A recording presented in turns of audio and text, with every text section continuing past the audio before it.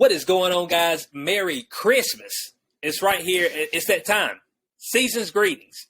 This is your boy HQ420. Got my co-host, the powerful Corey Hughes, with us today. Another episode of Showtime with the Cube. Corey, are you doing well? It ain't Christmas Eve yet. Well, this might be released Christmas Eve. So yeah, it's probably released Christmas Eve. So this Christmas Eve, how are you doing? I am phenomenal. Anxiously waiting old Saint Nick to come climbing down the chimney, even though my chimney is about 6 inches in round, so I don't think he's going to fit, but you never know. It's Christmas magic, right? Christmas magic. It's Christmas magic. Now, if it's your first time to this channel, if you're watching us on YouTube, hit the subscribe button. If you listen to us on podcast platforms, hit that follow button. We appreciate everybody who's been checking us out so far. So we recently did Violent Night, all right? That particular Christmas movie that came out a few weeks ago. Now we're going to do a throwback movie, okay? 2015 Krampus. Now this one's a little bit different. Santa's not, quote unquote, saving the day on this one. This is a little bit of more of a dark rendition of old Saint Nick. Corey, you recently rewatched the movie again, okay? And I watched it a couple of days ago. How did you feel initially about Krampus when you first watched it? Oh, I thought it was fantastic because it was such a different take. I mean, this is like what is it, Norwegian or Dutch or? I guess you could say something like that. It's not American. Let's just say that. Right. So, I had never heard of this traditional Christmas story. And I thought it was fascinating because it kind of just, flew in the face of like jolly old Saint Nick and all that stuff. And, I could picture like evil little elves instead of like the good elves. And yeah, so the whole story was, I just thought phenomenal. And I thought the movie itself was well executed. So they did a good job of bringing the classic tale to life. Right. Yeah, I felt the same way. I didn't know what to expect. Of course, you had watched it previously. This, a couple of days ago was the first time that I had ever seen it. So it was my first taking of it, and I was like, wow, this is totally different. As far as a movie goes, the telling of this particular story. And I like they had some callbacks, of course, to the traditional Saint Nick, but it's in more of a darker form as far as when this movie goes along. Now, They did one of the things that I like in the movies when they're doing a backstory telling, where they do it almost in like a cartoon form. Right, yes. I think more movies should incorporate that if you're trying to do a quick backstory. And it'll save them some money. Pretty well. And it saves some money, I'm sure, for the studios. Yeah. So I think that's a real good callback or a real good thing to do. As far as if you're trying to do a backstory, we've seen this right here recently in movies like Samaritan. And it worked out very well as far as giving us backstory on a particular character or on a chain of events. So I think that works out real good. Now, this has a couple. One guy who's one of my favorite actors as far as in comedy, because I guess you can say this is part comedy, even though it's darker. There is a lot of comedic aspects to the movie. And let me get this gentleman's name, David Koechner, who is Howard. Now, he's been in multiple films. Let's see what he's been in. I'm trying to think of him right offhand. Is this the young guy? Is this the lead? No, not the little kid. This is the uncle. The bald guy. Yeah, the bald uncle. Yes, God, he's been in a bunch of stuff. He's been in, he was in, what was that one with Dane Cook, and he worked in the big like Sam's Club. That was he was in that. He was in he's been in all kinds of stuff, mostly comedic. Okay, so Anchorman, he was in both of those. He was on the Office TV show. Let's see, golly, he has done a ton of movies, and unfortunately, like his particular the way that he acts and his particular style of movie he's usually in. It's not what main modern media wants to see per se, because some of the stuff he was in was, a little bit over the top and a little raunchy. As far as the comedy, but that makes the best comedy. You know what I'm saying? Like the more it offends, I feel like the better the comedy movie is. What do you think, Corey? Oh, of course. That's the whole purpose of comedy, right? You're always laughing at somebody else's expense, right? So, okay, although, yeah, I gotta say, I've been going back recently and watching a lot of Abbott and Costello, and those guys are great. Those guys are phenomenal, right? And a lot of their comedy really is only at their own expense, which I think is pretty good. Gotcha. Yeah, so Anchorman, he was in Tenacious D. He had a couple stints in Reno 911, so that gives you a little bit of background on that particular character. But I thought he was one of the best parts of the film, just the way he approached everything. Yeah. You know, calling his now I'm always bad with this when the couples get married. So it'd be his brother-in-law, isn't that right? Yes. Is that right? Yes. I mean, man, that shit has always got past me. That'd be brother-in-law, oh, mother-in-law, oh, first cousin-in-law. I'm like, bo, just let it go, man. All right. Your name, his name in this particular film. Let me pull it up. His name in this particular film is Howard. And then we got Tom. So that's what I like to approach him as. Now, Tom is the father. The kid's name, let's see right up here. And Tom's been around it's too. It's Max. Yeah. Adam Scott. Yeah, that's Adam Scott. Hot Tub Time Machine, a couple other things. Yeah, he's been in quite a few comedies as well. The mother is Sarah. Her name is Toni Collette, but she's always got that classic look. Like the mother, it's like, man, you know, she don't look that great, but. You know, I want to take a shot at it. I'm just like, every time I look at it, you know, her lips are always long and they're like kind of cracked. And you're like, dang, babe, I mean, there's just something awful about her. It's almost alien-like, but you're like, she's done a lot of like serious dramas. She did like Eileen Wuornos, I believe, if I'm not mistaken. And yeah, she's done some other stuff that was pretty serious.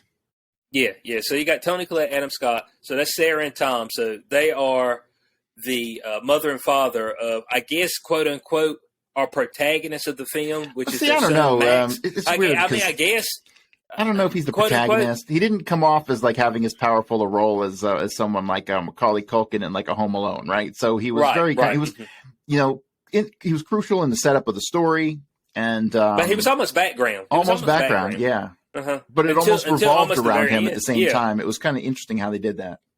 Yeah. So Max is, I guess, quote unquote, our main character per se. He gets the events of the movie started, and then we have Howard and his wife Linda, and Sarah and Tom also have a daughter. Her name is Beth. She's not really in it that much. She's a teen, so you know she's doing teenager stuff. You know what I'm saying? Trying to sneak off with boys and all that shit. So, you know, hates her little brother. Well, not hates him, but don't want to be around him and all that. Oh, I hate Christmas. Y'all are lame. Y'all are boring. You know, the usual teen. I mean, isn't that the usual teen? Especially girl. Yeah. I mean, it's just like, she's like, y'all are boring me. Let me go on my social media. And so, Tom's mother's name is Omi. O-M-I. And she is the one that's of different descent.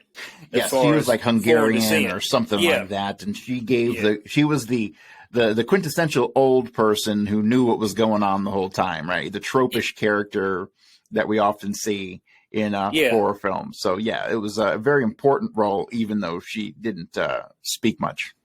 Yeah, and like when it was Christmas time, like she just seemed like very antsy when she was in there. Like the whole time. So you got a feeling like throughout her life, when it came up to this time of the year, she's always been like very antsy. And you actually see why later on in the film. So we have that set up. Linda and Howard, they have 3 kids, 2 daughters, which one of them I knew was a daughter. The other one looked like a dude. and then a son. So they've got 3 kids. And that is what the majority of the film is centered around. This particular family at Christmas time. So at this point in time, Corey, we're going to go ahead and start diving directly into the plot. Now, as usual, with a lot of these films, there's some tension in between the husband and the wife. So between Tom and Sarah, and they come with the usual thing. Tom, you're so busy at work. He comes in, he's having to answer the phone. You say you weren't going to work today, Tom, I'm not happy. You said you weren't going to work today. It's like, I'm just taking a phone call, woman. Damn it. I mean, you know what I'm saying? So it comes with that usual particular trope. What'd you think about the dynamic as far as between Tom and Sarah? And that kind of actually begins a setup to this particular movie as far as the way Max is feeling about the Christmas season. Yeah, it was strange. They seem like an odd couple. They don't seem like the kind of couple that'd be like, I don't know. They just didn't seem correctly paired, which might have, been a good match for the tension that was at least there throughout the beginning. Mm-hmm. Yep. This is true. And of course, Max, he does seem to be close with his grandmother. Now, I'm not sure if she actually stays with them, or if he just brought her in for Christmas time or what. So you're not 100% sure of that. But currently she's doing the grandmotherly things. You know what I'm saying? Baking cookies, baking treats, making food. So if you had a good grandma, I don't know if everybody did or not, but if you had a good grandma, it's come over, let me spoil you, let me give you some treats, let me give you some candy. And that's what grandmothers are supposed to do, right? Yep. You know what I'm saying? And I said, we ain't supposed to give you the good stuff. We're supposed to spoil the children. So it starts off with that. We have Max. We see a little bit of the dynamic with Beth, which is his sister. Their relationship is kind of frail at this point in time. She's in her teens. He's still preteen. So of course, you have that dynamic in between. Okay, I'm growing up. I've reached, puberty, all that good stuff. And now, they're not as close as they were before, which starts as far as the tension, as far as Max's letter that he's actually written to Santa at that point in time. Now, right after that, in comes the in-laws, all right? And Tom, Tom and Sarah are both surprised, all right? They didn't know that they were coming in, but Howard comes in, and he's like the quintessential redneck. I mean, what do you think? Like, they're like this up in the community, and Howard's like the quintessential redneck. Yeah, I brought my girls with me. They all dressed in camo, and they got they got the fur hats on, and say, yeah, man, I brought all my guns with me. They in the car. You know what I'm saying? So he's like the quintessential redneck. What'd you think about the family that came in as far as their dynamic in this film? Yeah, it seemed like from the jump there was an odd dynamic, meaning like some tension between the family. You know how it is. Like there's always some kind of somebody doesn't like this person, someone don't like this person, but everyone's got to put on the smile for Christmas. Mm-hmm. So. And is that not the way it is in real life? I mean, that's like, I mean, that's spot on. You know what I'm saying? If you do any type of gatherings, a lot of times they're like, boy, I hope Ann ain't showing up. And then she's like, oh, hey, everybody. You're like, oh, my God. I mean, you just like.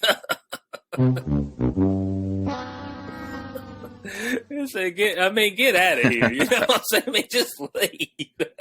and so, hey, and in this case, they drug the Ann along with them. All right. and at that point in time, Sarah was like, this is going to be a shitty Christmas. All right. And she's like the quintessential single aunt, overweight, drunk. Mm-hmm. So, yeah, mouthy. Hey, y'all's lives ain't shit, as she didn't have anything. It's just like, right. Hold on a second. You just like, so you just in here causing trouble when you ain't got nothing yourself. You know what I'm saying? And she has a couple moments in the movie where she has a few wisecracks. And obviously she's not the greatest of aunts. She's giving the kids liquor and things like that. So it's just like, yeah, I could see why they probably wouldn't want her around. And so we move on from there. They have their little awkward moment when the aunt comes in. and they try to shell some things out. Of course, Howard and Tom, they're of two different cloths. Howard's more, rebel dick type of guy. You know what I'm saying? I mean, that's the type of guy he is, steadfast, grab my gun, talk shit. And Tom's more, calculated, suburban. So you got that dynamic there where they don't get along together. Of course, Beth and Max are completely different from Linda and Howard's kids, like totally, as far as upbringing and all that. And so we actually get at the dinner table, and this is what actually kickstarts everything. Howard and Linda's children steal Max's note, and they read it. All right, read it. And his pretty much, it's kind of almost like a similar note to what we had in Violent Night, except this goes awry. as far as hey, I want to get my parents back together. I want them to have that that sparkle in the eye they used to have. I want me and my sister to be closer. We've grown apart. Saying if you could work this out for me, it'd be great. Of course, they make fun of them. Isn't that what usually happens? Yeah. Bullying, but bullying's natural. Bullying's natural. Okay, now hear me out, guys. I know this is going to sound bad. All right, but bullying is a natural way of everything on this planet, all right? If you look at the animal kingdom, in the animal kingdom, is anybody crying over any of the animals getting bullied? You know what I'm saying? So if you're in a pride and a pack, there's always a dominant male that comes through and he bullies. Mm-hmm. So either you can work your way up to overcome it or you can crumble. And in this case, Max crumbles. And this is what kicks off the inevitable demise of this particular family, and I was kind of trying to figure out if this is the way it was every time Krampus arrived. I would have to assume it was. It would have to be like a kid that would almost kickstart Krampus's arrival. What do you think on that? What do you think on that? That I'm pretty sure is part of the original lore. Also, is that he doesn't just go around rooftop to rooftop, taking out the bad people, that it is specifically initiated by a child. Mm-hmm. Yeah, and you actually see this as Max takes his letter and he takes it to his bedroom, and then at that point in time, he rips it up and he throws it out the window. Now, of course, as opposed to it going straight to the ground, it gets sucked up into the sky, and you're like, all right. Yeah. All right, so... What's going to happen with that? Yeah, this torn up letter gets sucked into the sky, and so at that point in time, that's what starts our events as far as the crazy blizzard. Crazy blizzard comes, snowing its ass off. I guess folks don't have radar. They probably would have said, "Hold on a second, man, it ain't supposed to be snowing right now." Folks would have been like, "Now, Corey, do you think that as far as Krampus goes?" We know that it seems to be initiated by kids, as Grandma tells her story about her losing faith during Christmas, and this is at that point in time where they actually do the cartoon rendition of what happened with her. Right. Now, I'm assuming that there's got to be a certain mile radius, or maybe it's just a town limit that Krampus would stay within. Could that be assumed? That's what I'm believing. I would say a town limit, because that's more organic feeling than he can come within 1,000 feet. You know what I mean? So yeah, for sure. And you got to think all these old stories and all the old folklore and stuff was centered around villages, because that's where people lived. Right. Now this is unfortunate for people who ain't done shit. You know what I'm saying? I mean, for people who might, man, I love Christmas. But hey, Max fucked you. You know what I'm saying? I mean, Max stuck you, bud. That's all I know. And so he doesn't seem to have any discrimination as far as with who they kill, who they take. It just seems to be the last ploy, which we get into at the end, is that they just leave the person who actually summoned them, because it almost seems like you have to summon Krampus for these events to happen. But the movie doesn't really give you any idea that you have to be naughty in order to get punished. Right. Yeah, that's correct. That's totally Yeah, correct. Yeah, it doesn't matter. Krampus just seems like they are. There's a lot of one aspect of Krampus and his entourage, because it was an entourage when he finally arrives, is that there's a whole lot of chaos and it's chaotic. You know what I mean? So it didn't even seem as though there was any kind of like punishment reward kind of aspect to it. It was just chaotic, and if you were in the way, you got Krampused. Yeah. Now there was one thing that Max has seen the next morning was a snowman in the front yard, and it's like, who the hell is out here building snowmen? What I believe with the snowmen, I believe that was actually people that Krampus was putting there. Yeah, people that he had particularly killed. That's what I was thinking, because as the movie went along, you had more and more snowmen appear in front of the house. So I think that may be that could represent souls that were captured, or we're not really. I'm assuming Krampus will be capturing souls. That's what I'm assuming. Does that sound right? Potentially, but this is one of those fairy tales that I wouldn't dig too far into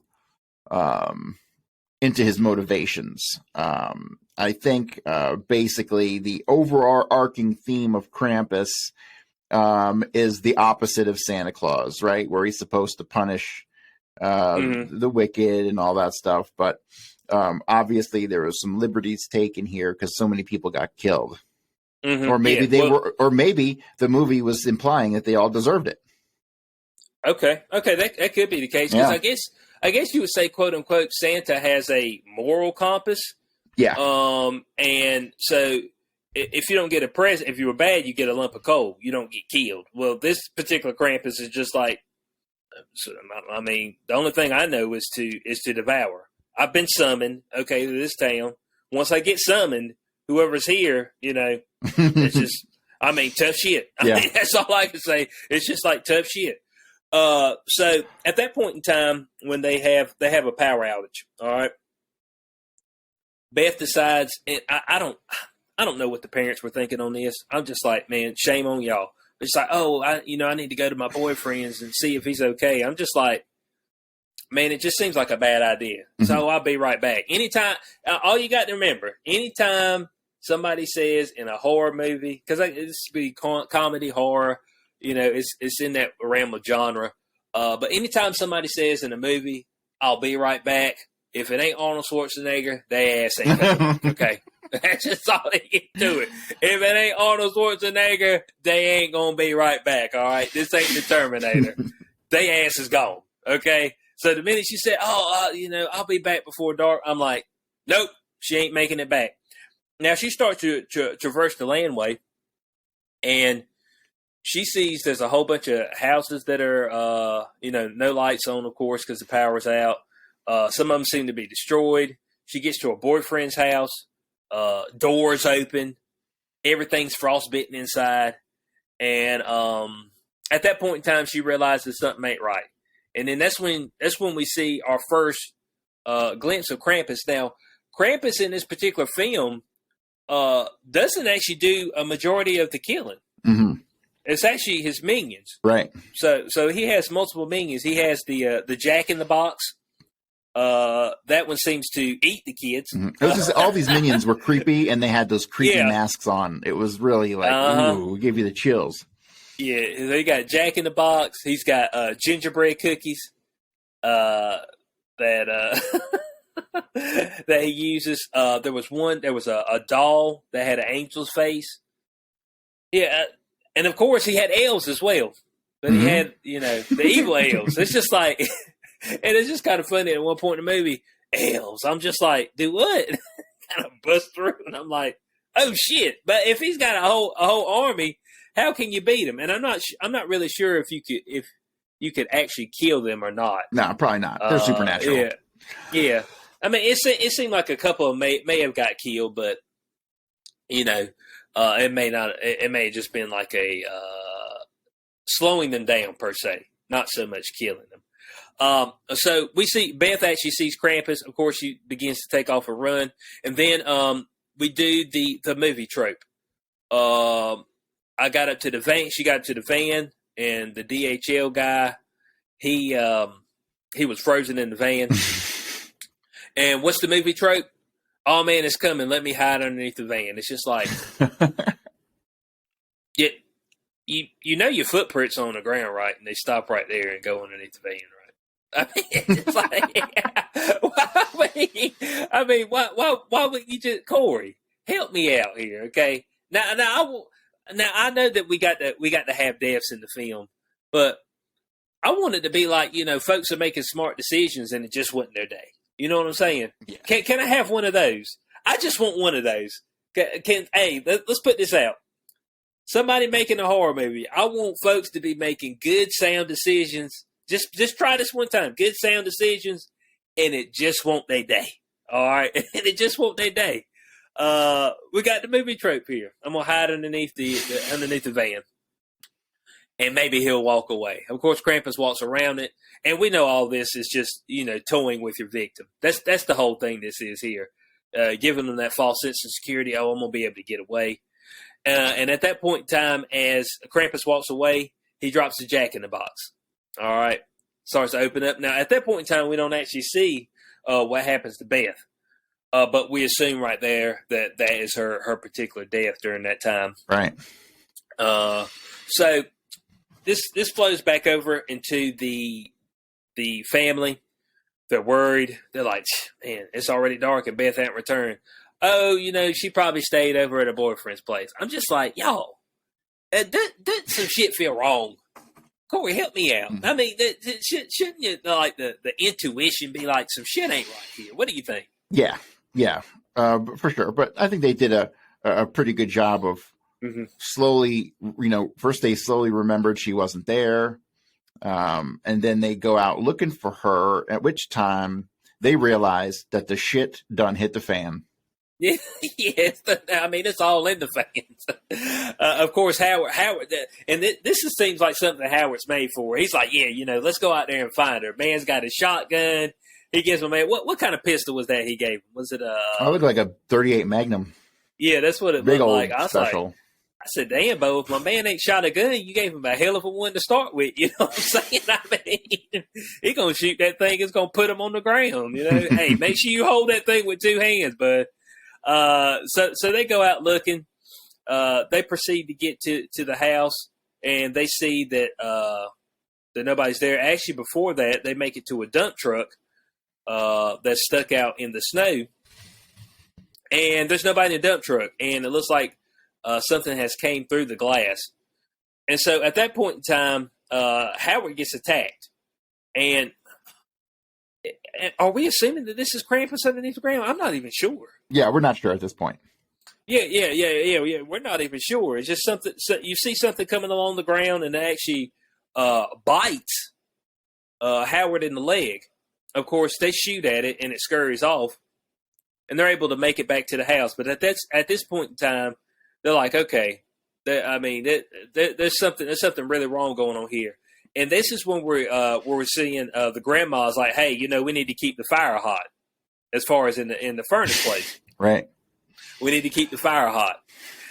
And Corey, what'd you think about the that initial battle with the being underneath the ground? And where did you think the film was going to take us from there? Did you think that they were going to get Howard was going to die at that point in time, or what do you think was going to happen from that? No, I thought that scene was the introduction. That was the eye-opening. That was the, hey, this is the problem. And so that was really the purpose of that, was to let everybody know, hey, this movie's about to take a turn.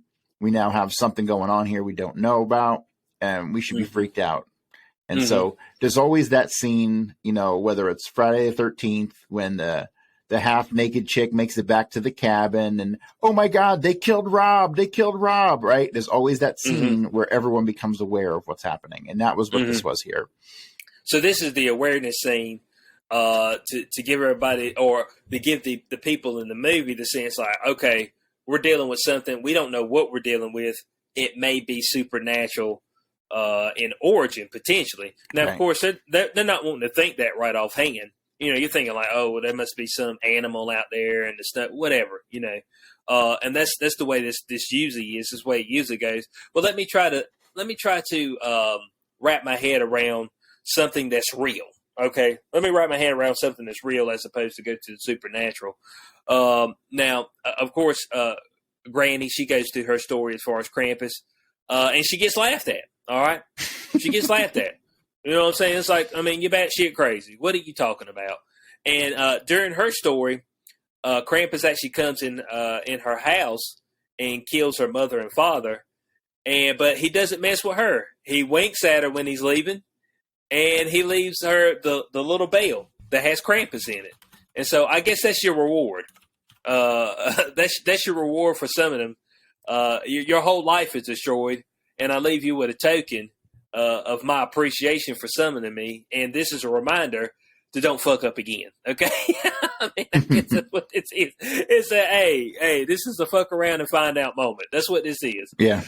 So it kind of makes you wonder, and we actually see this at the end of the film, how many times he had been summoned. Can he be summoned multiple times within one season? I'm assuming so.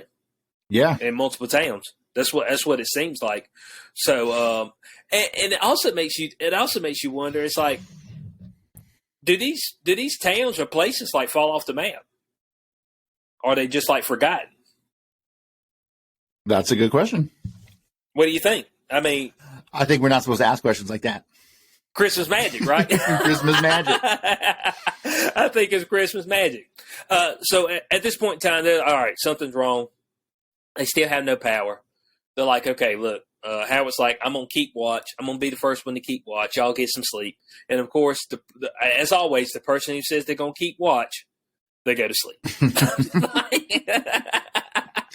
It's like, hey, man, I'm going to keep some watch. I'm going to keep watch over this shit. And, you know, I mean, they the first one to sleep. You're like, damn, bud. I mean, you're supposed to be keeping watch. Now, at this point in time, the fire is starting to get a little low.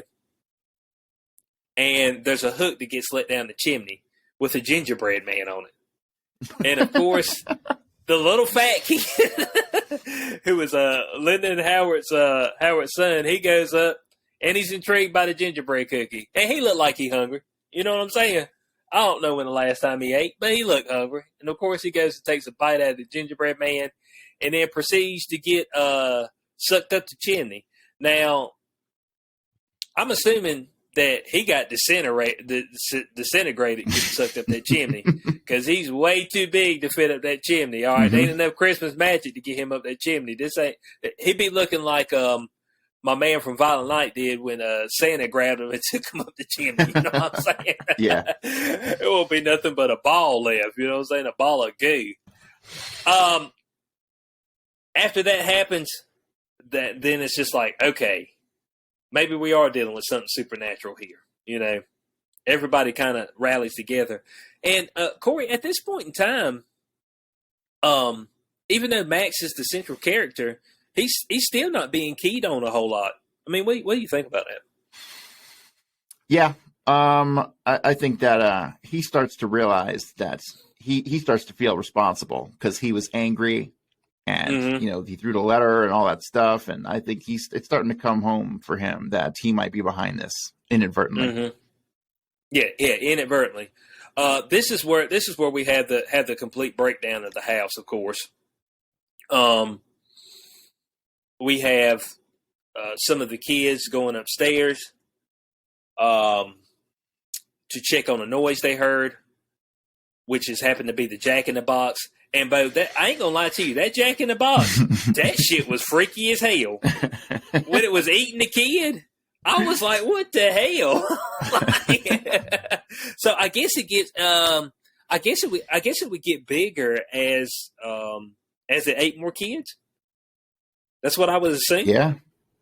That's what I so. would assume. Mm-hmm. And so the parents hear the scream, and at that point in time, Howard is in the kitchen, and he has the little gingerbread man start to shoot fucking nails at him. I was like, he gets shot in the arm, and you got the little gingerbread man, and that's the whole thing. I think this movie did a pretty good job as far as mixing that comedy element in with the actual horror aspect of it. What do you think, Corey? Oh yeah, I mean, you can just look at the cast and be like, this is a comedy.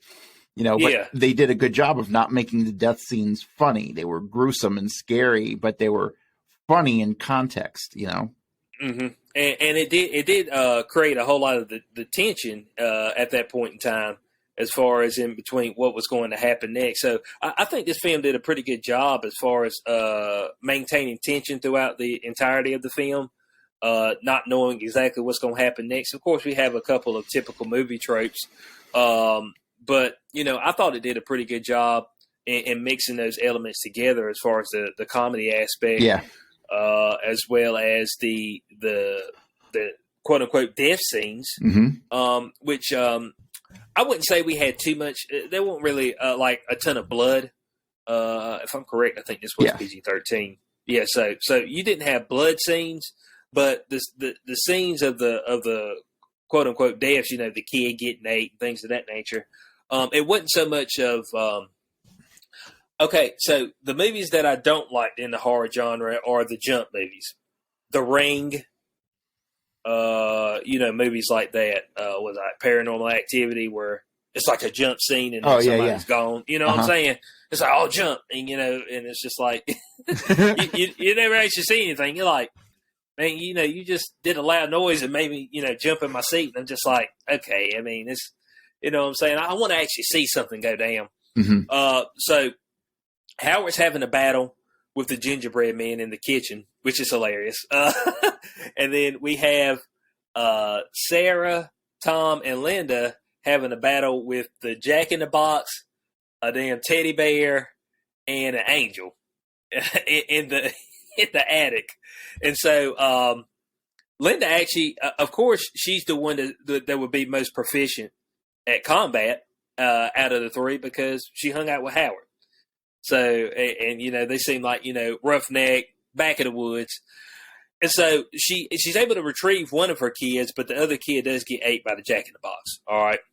And they proceed with the battle with the teddy bear. The Jack in the Box, actually, I don't even know how it managed to sliver in the air duct. I'm like, but the dude's head's like that big. I mean, Christmas magic, my friend. Yeah, there it is. this damn Christmas magic. I'm like, man, that Jack in the Box ain't gonna fit in that thing. All of a sudden, it's gone. I said, holy shit! All right, so they managed to fend off these particular creatures, make it back downstairs. Howard makes it back. He has eliminated the gingerbread men down there that he was fighting. That battle was actually pretty good between him and the gingerbread. It was a lot men. of fun. I mean, that was actually a fun battle, man. Because they just got a nail gun. It just letting off rounds. I said, damn. I said, the gingerbread men mean business. You know what I'm saying? So, so they managed to get back down, managed to huddle around, and then they hear something, and I think that the Nana says elves, and I was like, "Do what?" And all of a sudden, the elves just bust through the window. I was like, "Well, damn, they could have did that the whole time." So this is going to the hopelessness. This is starting to get into the hopelessness factor of this particular film. Like, hey guys, I mean, we don't have much of a shot of making it out of this. You know what I'm saying? There is that feeling throughout the whole film, like they're doomed. Like no matter what they do, they're not going to make it out. There's that feeling the whole time. Yep. So, Tom, Linda, and Max, and Sarah, they managed to get away. Well, they managed to try to get away. They don't manage to get away. But Grandma stays behind in the house, and it's like, oh no, it's like, Grandma, come on. And at this point in time, Howard has gotten taken away by the elves. Well, actually, he jumped on the back of the Jack in the Box and got drug away. But it's like, Nana, come on. And she's like, no, I'm staying. And it's like, oh, she wants to face him. And I was like, oh, damn, she knows something. And come to find out, she didn't know anything. You know what I'm saying? I mean, I've done some dumb things, and I'll do dumb things again. I'm like, what are you doing? I'm gonna face him. To do what? I mean, I got to feel like I guess at that point in time, she was like, hell, I might as well die here. Why not? It seems like a good spot. I mean, you know what I'm saying? So you see Krampus come down the chimney. Of course, he busts your shit up when he's coming down. Hopefully, insurance will take care of that. And you come out if you happen to make it out of this, which I don't know how you can make it out. Maybe make it to the day past Christmas, I guess. Yeah, possibly. That could be a way if you could stay alive day past Christmas. Do you think the insurance company will believe you when you call them and say, "Hey, Santa Claus came down my chimney trying to kill me, so that's why I've got all my they'll buy UFOs busted." before they buy Santa Claus. I mean, I'm just trying to figure. Somebody's had to use that before. I mean, I'm not going to rule anything out. I'm going to assume that everything's been used before. Okay, every single thing on planet Earth. So at that point, Nana gets taken out. All right, their plan is to make it back to the dump truck. All right, now I don't know why they think this dump truck is a great idea. The window's busted out. It's been completely snowed in. It probably won't start. Yeah, all the above. But they don't actually successfully make it to it. They make it right up to the point of it, and then they start to get taken away one by one, which under the snow, which I guess we can assume is Krampus. We're not really actually sure if it's another one of his minions that drag him away. And Krampus, you actually only see Krampus in this particular film. I think you see him 3 times. So you see him initially on the rooftops. You see him at Grandma, and then you see him in the final stage of the movie. Mm-hmm, right. So you don't actually see Krampus doing like any of the actual killing or anything throughout this entire thing. But it was super scary. It was almost like Jaws, like you didn't see nothing. You just heard that music and saw the tail, and you were freaked out. It's the same thing here. Yeah, and it's a hoof creature as well. So I'm assuming that we're going to go partial goat perception and stuff like Satan. Mm-hmm. I guess you could say something like that with the hooved feet. Now you don't see his whole body, but of course it's got devil horns, hooved feet, almost a satanic background as far as this particular rendition of Evil Santa. So Linda, Sarah, and Tom get drug away. You've got Max and one of Howard and Linda's kids left. She gets drug out of the car. Of course, the dump truck won't start. We all knew that it wasn't going to start. Okay, I mean, if you've seen any movie, it's like, yeah, we're going to make it to this truck and it's going to start. Man, it never starts. You know what I'm saying? They ain't been a truck in a horror movie in the history of horror movies that started. Okay, or it starts and they manage to get away right before they get him, and then all of a sudden, like, the creature pops up in the back, hanging onto the back. Oh, we're safe. Smash right through the window. Damn. Oh, man. I guess you got to love it. It's on the way, but you're like, maybe it's not. Maybe this time. Nah, it's not true. And so at that point in time, Krampus actually comes up and has Max's letter balled up around one of his traditional holiday ornaments. And that seems to be the way that he proceeds to do all this. So as we said our assumption earlier with a child starting these particular events, I also believe it has to be around a letter as well. What do you think there, Corey? In particular, I don't know, but that would make sense. That would sound pretty accurate. Send the message. You know what I'm saying? Right. Send the message in some way.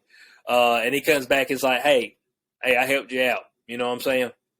Everybody's together now. I mean, they're together in death, and your life's gonna suck now. But he always seems to want to leave the last person, the person who summoned him, alive, so they remember this. Right. It's almost like torment for the rest of your life. Hey, just letting you know, you killed everybody in your town. It almost seems like a tormenting thing. What do you think? I mean, that's what he did to Grandma. Mm-hmm. Yep, and that tormented her every Christmas.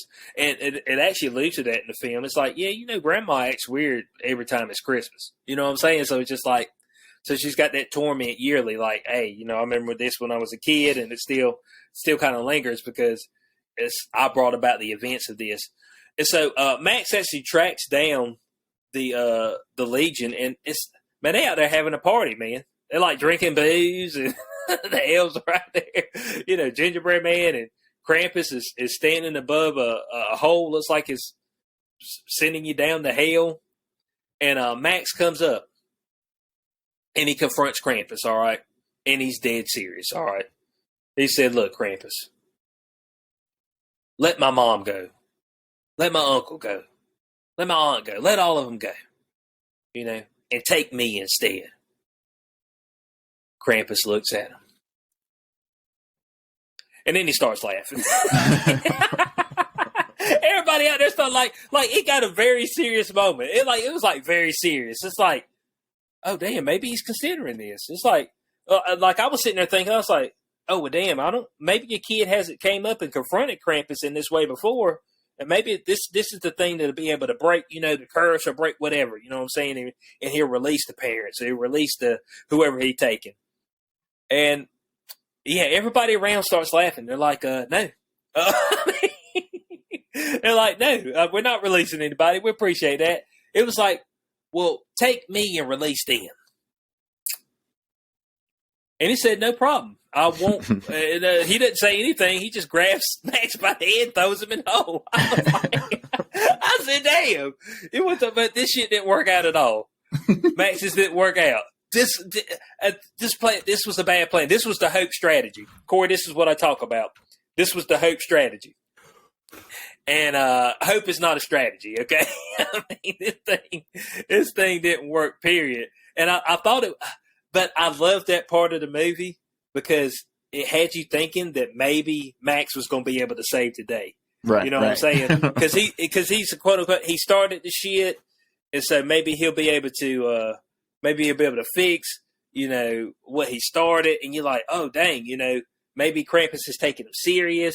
Maybe he's like, man, nobody's confronting me like this. And so, hey, seeing how you got your Christmas cheer back, you're willing to almost sacrifice yourself for your family, I will release them. Instead, he says, I gave you a chance to get away, dog, so now I got to throw you in the hole. You know what I'm saying? I mean, I gave you a shot, man. Hey, but I guess in a way he gives him what he wants because Max wants to be back with his family. Yes. So I guess this is in a way, and so that's almost kind of like, was it the Wishmaster? In the Wishmaster movies?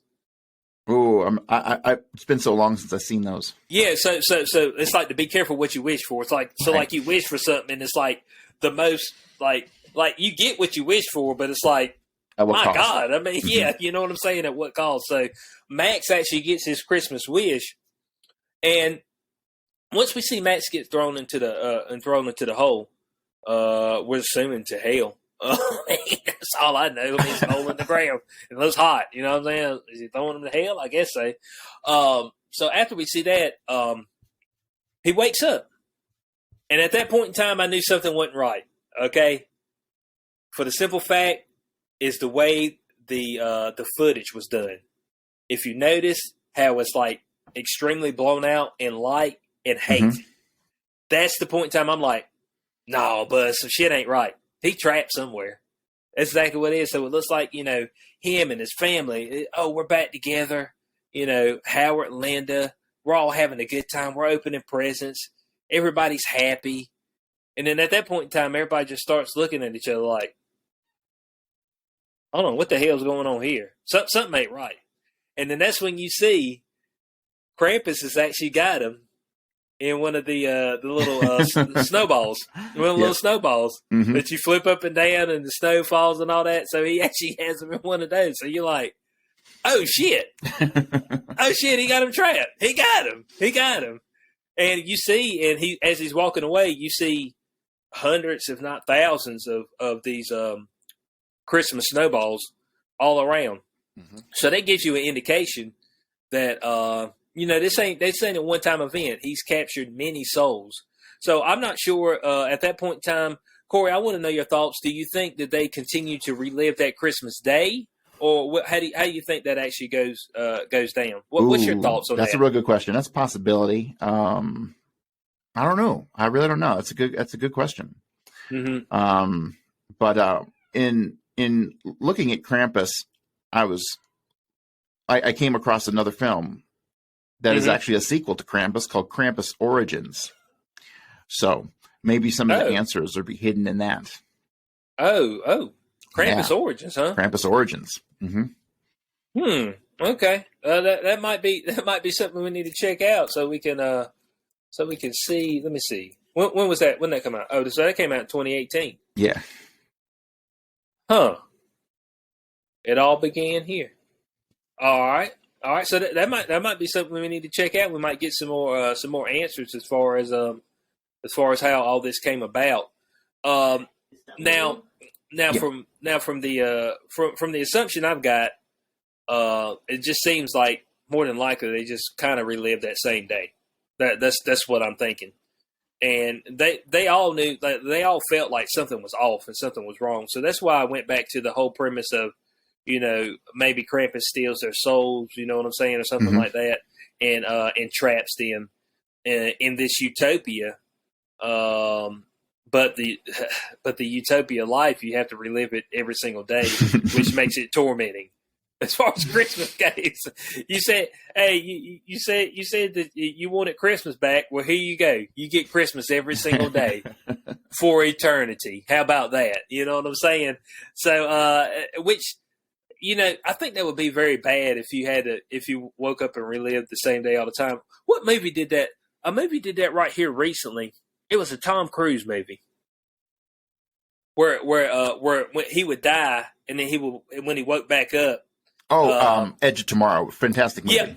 Yep, Edge of Tomorrow. He woke back up, and because he had mixed blood with one of the aliens, it gave him that ability, correct, to relive. So, that would be very traumatic. You know what I'm saying?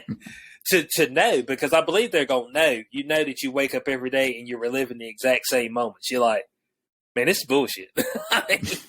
You know what I'm saying?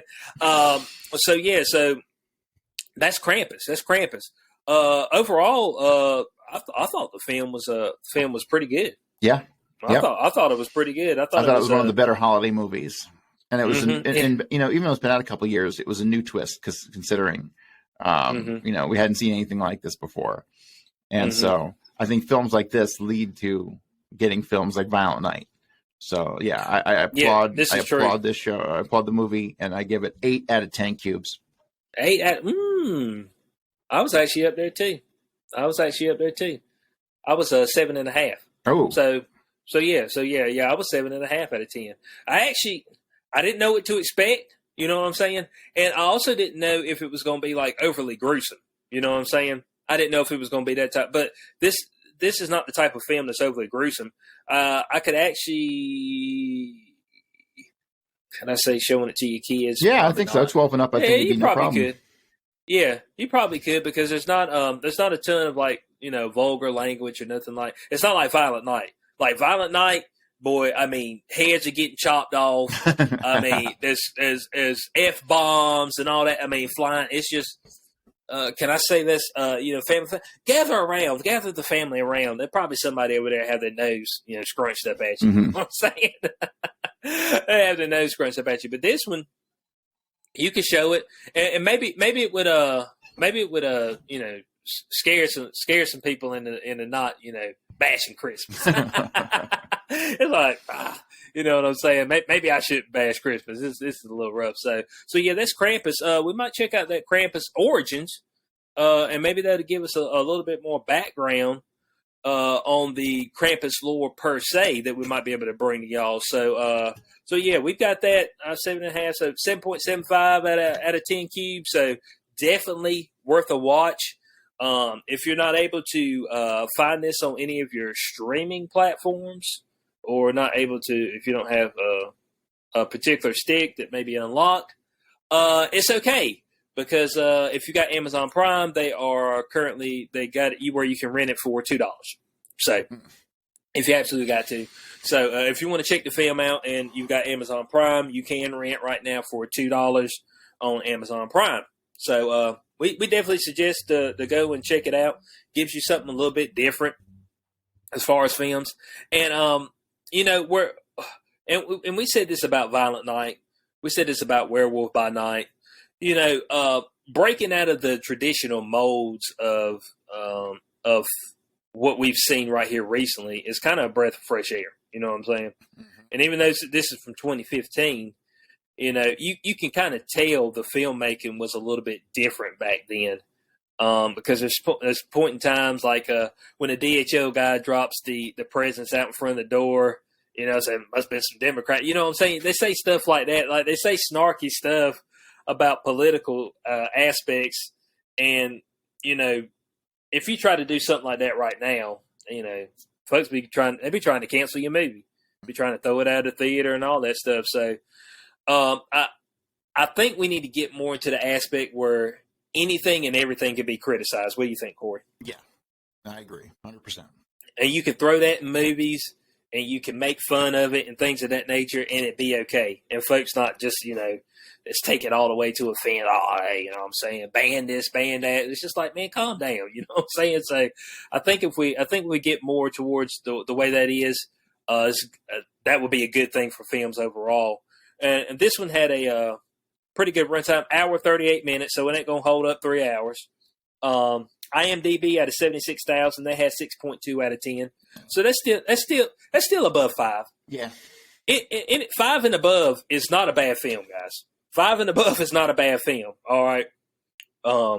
So it can be average and still be worth a watch. So yeah, go check that out. Anything else you got for the audience out there, Corey? Nope. This movie? This is definitely one worth checking out. I had a real good time watching it, and yeah, definitely go check it out. Mm-hmm. Yep. So yeah, we're going to take a little bit of a holiday hiatus, but we should be back to y'all early next week. We plan on just doing a roundtable talk about the happenings in the DCEU and the collapse thereof. And we are planning on having a special guest with us on that particular one, Ryder, if I'm correct. Is that correct? Ryder Lee. Yeah, Ryder Lee. So yeah, we're planning on having a special guest. He might be our resident DCEU expert. Can we say that? I don't know about expert, but he knows more. Yeah. I think he knows more than we do. Yeah, more expertise. I've watched all the films except for the Zack Snyder one. Zack Snyder Justice League. That's the only one that I haven't watched. So be on the lookout for that. We're going to do a little roundtable discussing what's happened right here recently with that particular franchise of films and the destruction thereof. So yeah, be on the lookout for that early next week. We're planning on trying to record that on Monday, so it should be out middle of next week. That's what we're hoping. So we hope everybody who was listening to us has a Merry Christmas. All right. And I hope that you get something that you like. You know what I'm saying? I mean, that's what I hope. I hope you don't get, just socks. You know what I'm saying? I remember years ago where, you go and folks would buy stuff for you and it'd just be socks. I'd just be like, the older I get, the more I like socks. Miss it. I really miss when folks used to buy me socks. You know what I'm saying? I mean, you go back, aunt, uncle, like, when you gonna buy me some more socks? You know what I'm saying? I could really use those socks, some drawers. You know what I'm saying? This is stuff this stuff I need. So yeah, hopefully y'all enjoy your Christmas. I'll be on the road, so yeah, and we'll be back to y'all early to middle of next week. So from your boy HQ420, co-host Corey Hughes, we'll catch y'all on the next Showtime with the Cube. Peace out.